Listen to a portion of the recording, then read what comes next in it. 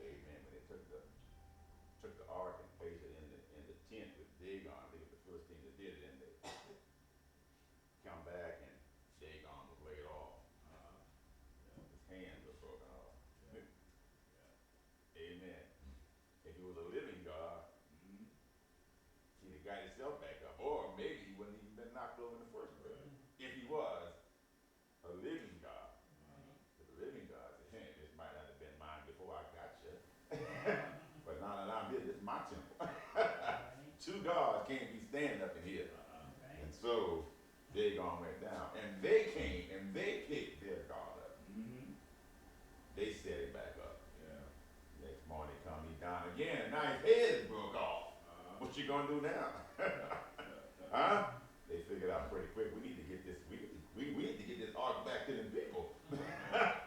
What was a blessing to them is a curse to us. Huh? Lord have mercy. People need to realize that when they try to own God and they have no parts in it. Huh? We need to think about that. Amen. We're grateful to God for our opportunity to be out here today. Thank Him for our work day that we have this week. And thank Him for just, amen, just keeping us. Amen. Song just say, He keeps on blessing me. He did it over and over. Again, He just keeps on blessing me. Amen. Again, we're grateful for all you have made out there and those who listen by way of media. Amen. We thank God for you also. We are looking at this morning the book of Genesis chapter 13. And we're going to read from verse 10. Amen. And then go on from there. So if you have your Bible, you can turn with us to verse 10. And then we'll go and set from there. Verse 10 of chapter 13 of Genesis reads, And Lot lifted up his eyes and beheld all the plain of Jordan, that it was well watered everywhere, before the Lord destroyed Sodom and Gomorrah, even as the garden of the Lord, like the land of Egypt, as thou comest unto Zoar. Heavenly Father, as we speak this morning, God, this word, we pray that you just be with us, that your word has come to us, God, and you will touch our hearts, touch the lives of men and women everywhere that will hear this word, God. That your name will be praised, and you will get the glory from it. In Jesus' name, we ask it. Amen. Amen. Amen. And we just want to talk a little bit, it says, choosing a place to grow. Or you might even look at, be careful where you pitch your tent. Choosing a place to grow, or be careful where you place your tent. This scene where Lot's looking and seeing all this land in Jordan, what happened was that Abram, would be named later Abraham, he and his nephew Lot, they are coming out of the land of Egypt. And let's just go and read some of that for you and help set the context for this. And we know they went into Egypt, and because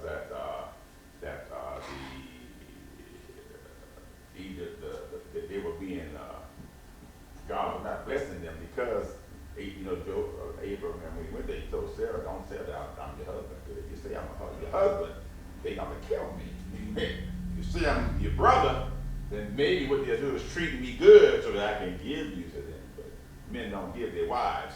So if they find I'm your husband, they may want to kill me. So anyway, they left out of Egypt. And here we go here. And Abram went up out of Egypt, verse 1. He and his wife, and all that he had, and Lot with him, into the south. And Abram was very rich in cattle, in silver, and in gold. See, when the Pharaoh found out he was married, amen, he got ready to go. You need to go, because you about to get me in trouble with your God here.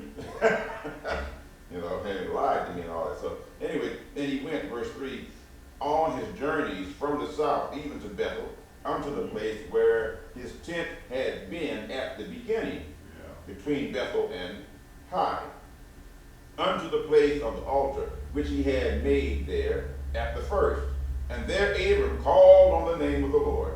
And Lot also, which went with Abram, had flocks and herds and tents. And the land was not able to bear them, that they might dwell together, for their substance was great, so that they could not dwell together together, and there was a strife between the herdmen of Abram's cattle and the herdmen of Lot's cattle. And the Canaanite and the Perizzite dwelled in the land. And Abram said unto Lot, let there be no strife, I pray thee, between me and thee, and between my herdmen and your herdmen, for we are brethren. Mm-hmm.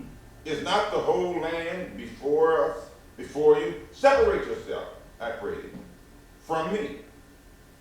If thou wilt take the left hand, in other words, if you go to the left, then I'll go to the right. Mm-hmm. Or if you go to the right, then I'll go to the left.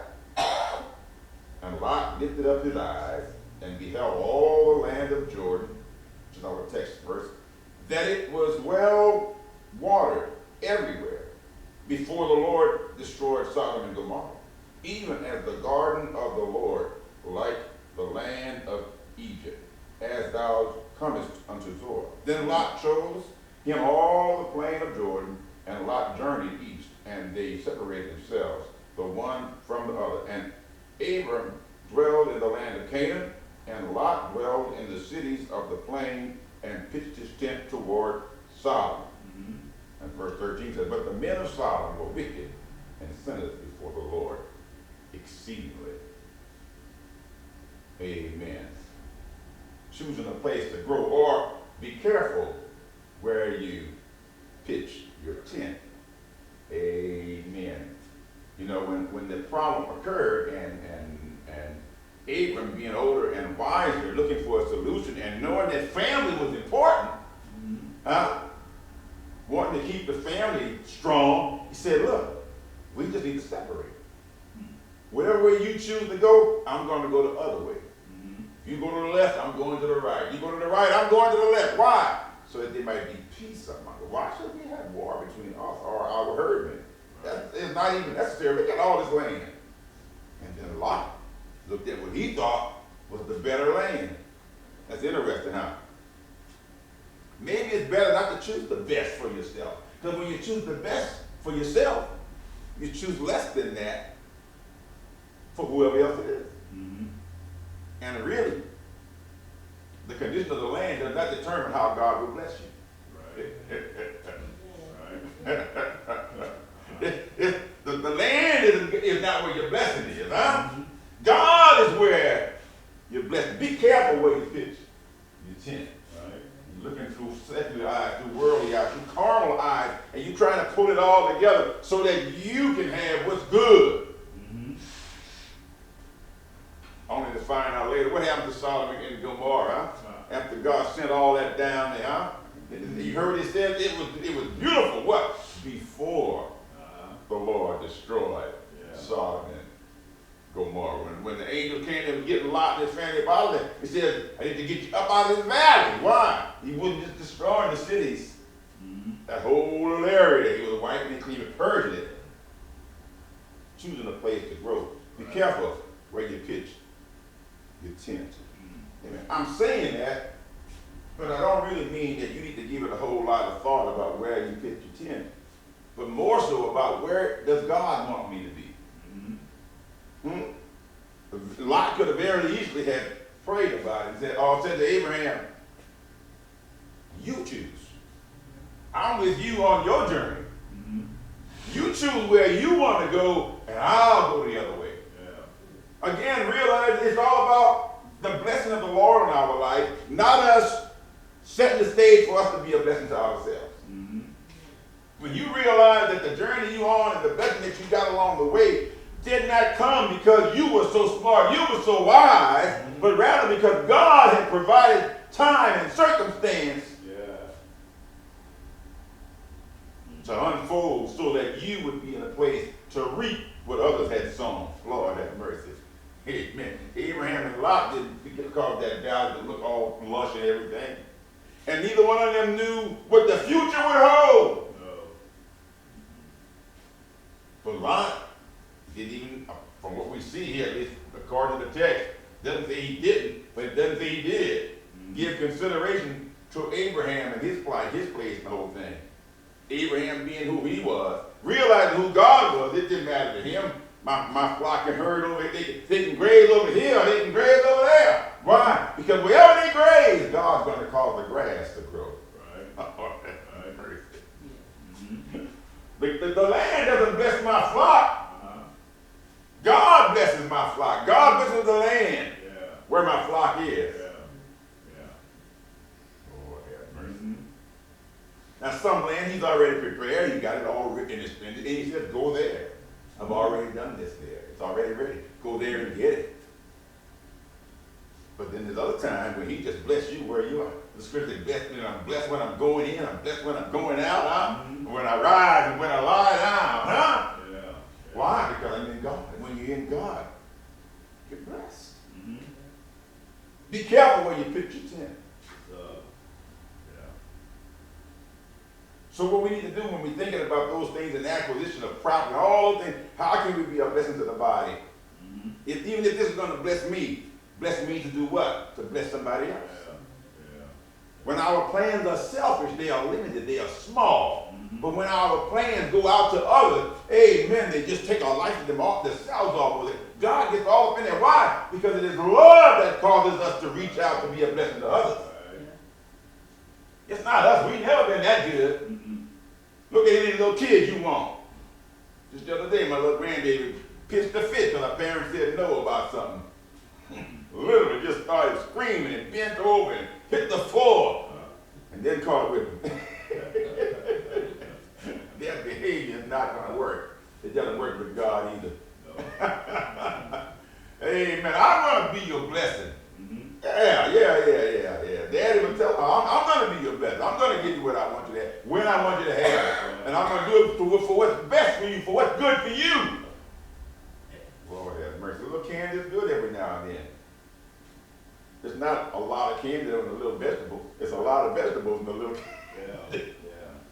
Amen. My little grandson, he was eating the little food my son had put out for him. And I guess I made the mistake of sharing some cereal that had some sugar to it. And once he tasted that, he stopped eating what they gave him. And I understand that. And they'll make sure that's all corrected. He won't get that option again. He might get that cereal, but he'll get it by itself and just enough for it, Choosing a place to grow. God didn't just tell Abraham, just go. But he said, go to a place I'm going to show you. Which means he had a destination for him. God has a destination for all of us. He has a destination for all of us. Where I am not was not on my radar. I didn't know it was on anybody's radar. I didn't know this town even existed until I got to it. Back in '85, the place I was coming to Texas to work at, not too far, 20-some miles from here. Passed through here on the way there. Decided we'd stop here. Go to a place I'm going to show you. I knew I was coming out because of the job, but what I was going to do beyond that, I didn't know. Remember, that's back in the time when we didn't have internet. The only way you're going to know about places like this, you had to truck. You're talking about some serious library stuff there now, talking to people maybe, and still wondering. I mean, Lord, back then you couldn't just go online and pull up the local newspaper.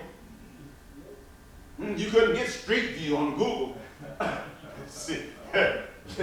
Lord, if you want to know what the population is, you got to go to the library and find a book. And how do you even ask about a place you don't even know the name of, don't even know it exists? Lord have mercy. It took a lot of faith to just step out and just go and just trust God. Especially when you look like me, you're not even sure where you can stop along the way with your family. Huh? Lord have mercy. You've been in that position where you stop to use the restroom and you find out there's not a restroom there that you can use. You got to go a little further down the road and pull off and open the car door. Don't y'all look out there when your sister used, your brother used. Lord have mercy.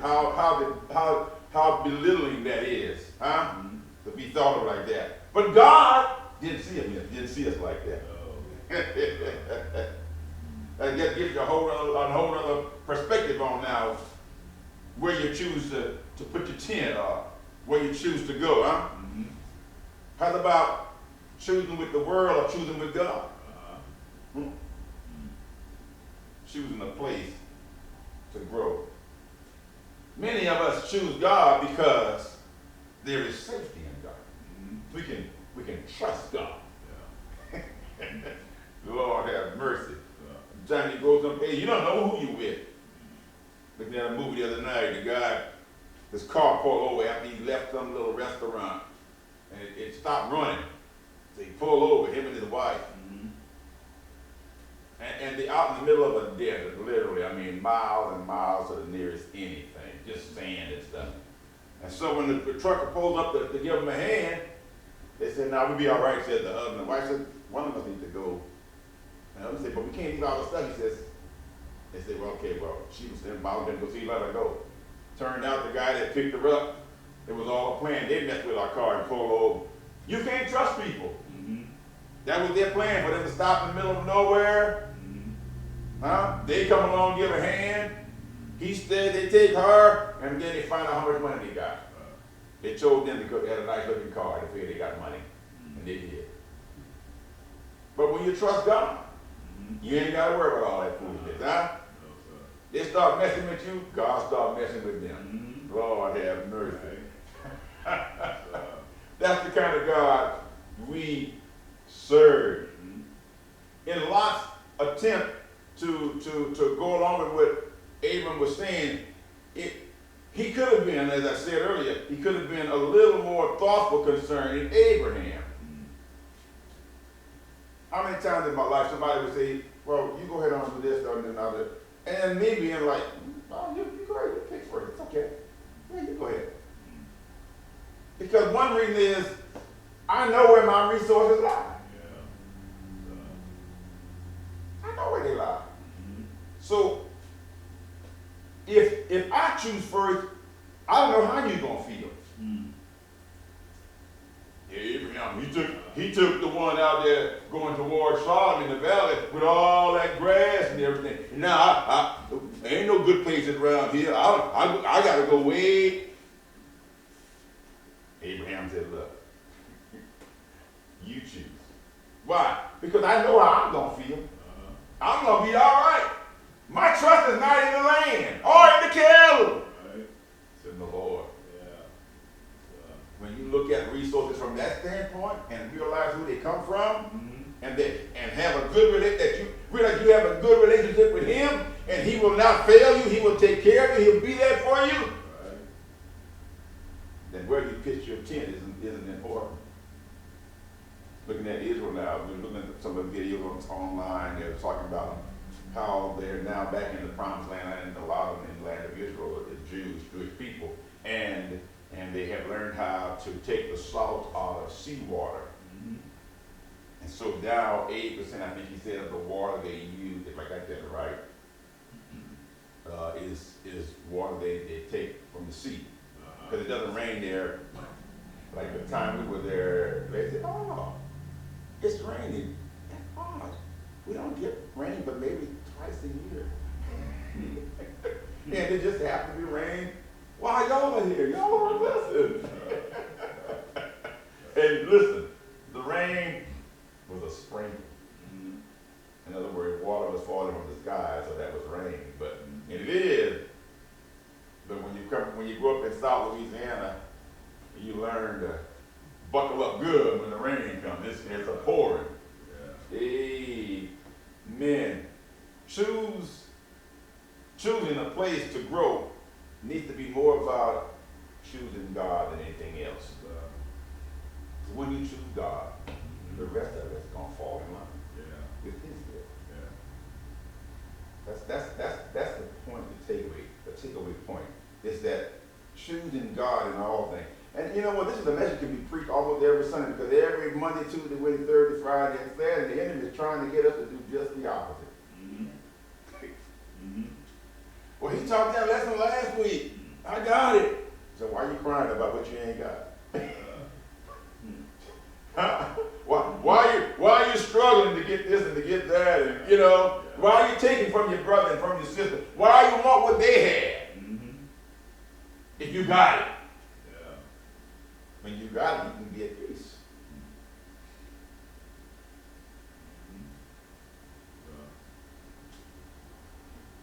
guy named the son, the presence of the Lord is here. Huh?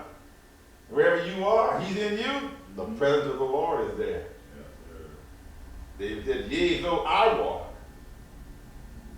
Huh? He's talking about God being with him.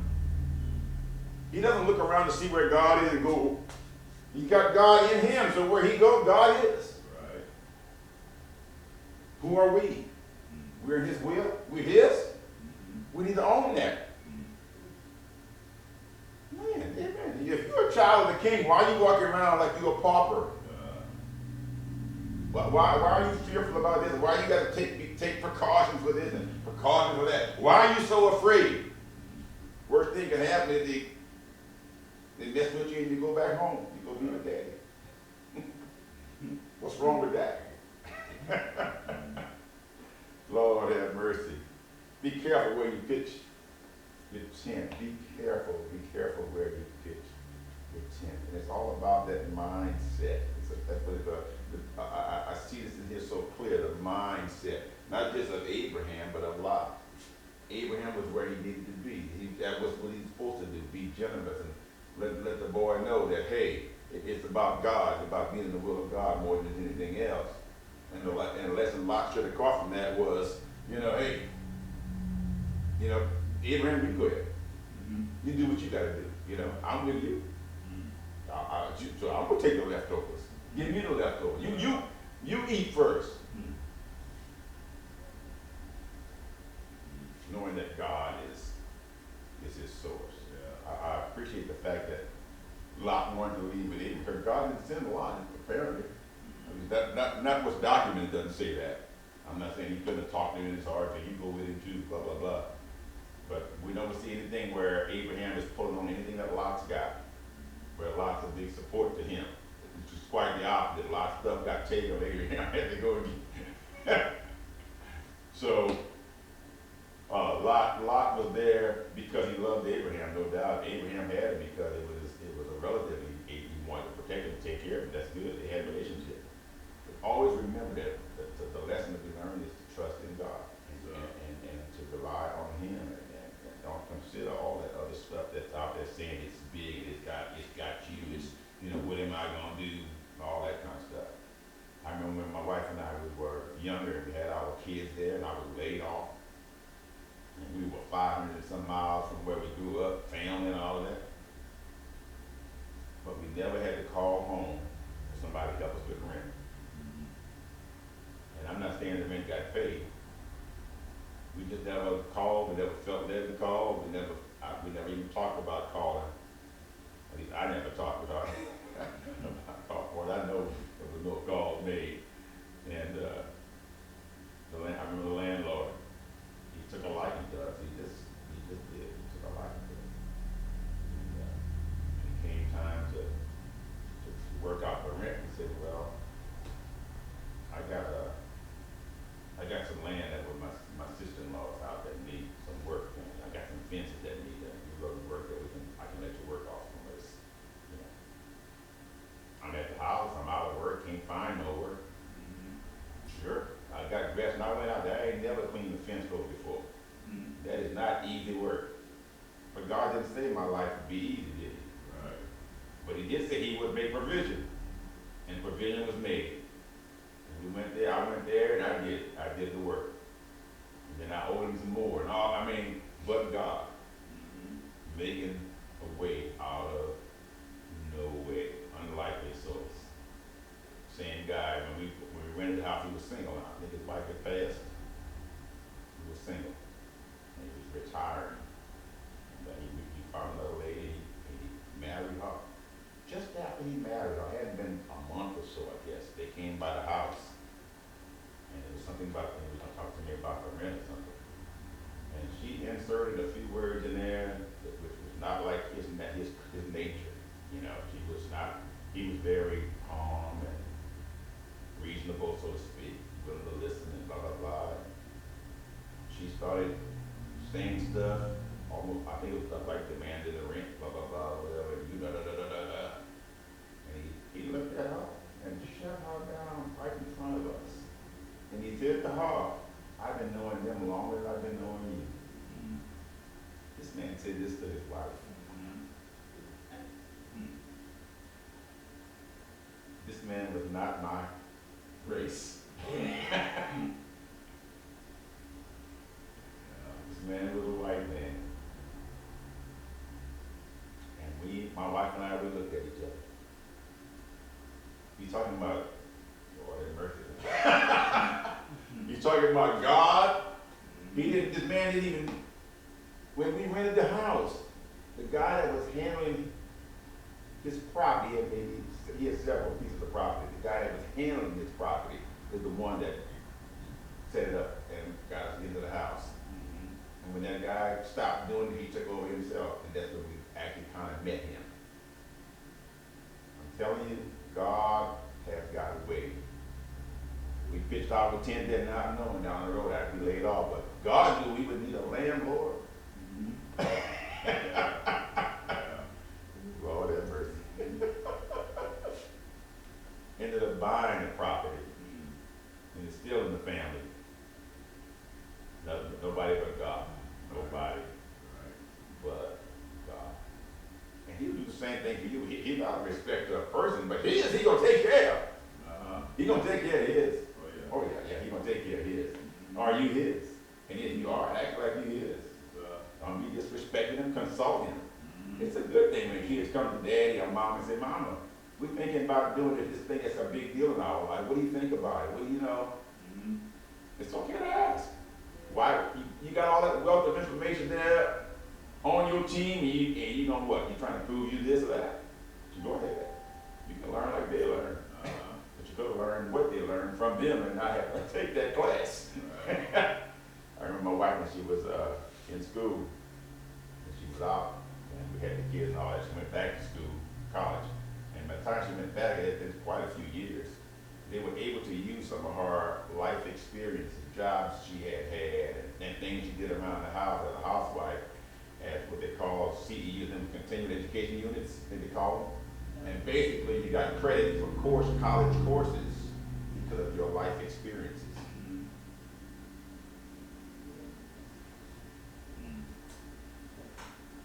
Mom and dad even took the course. And you can get the credit if you want, or you can go take the course yourself. Listen, we thank God for all of you that been part of this morning. Be careful where you pitch your tent. Follow God. Let him lead you. Show love along the way. A lot of times you ain't got to even pray about something. You can just do what God called you to do, love on people, and God will receive that as an invitation to bless you. You walk in obedience, there are ramifications that come because of that. And God will honor that. You'll walk with him. If you haven't probably thinking of this opportunity to preach his words, want to speak his word, that may resonate in our heart and a lot of the heart and a lot of those who are here who hear it, and may it be a blessing to them. If they consider what's going on in their life. A lot of folks are moving and looking for faith to set up their livelihood, their family, and all those kind of things, and don't know what to do, where to go, don't know what the future holds. As long as they know that you hold the future, God, and they trust you, that God bless them as they know you will, and show them what you would have them do, oh God. That they might be found in your will is our prayer, because we know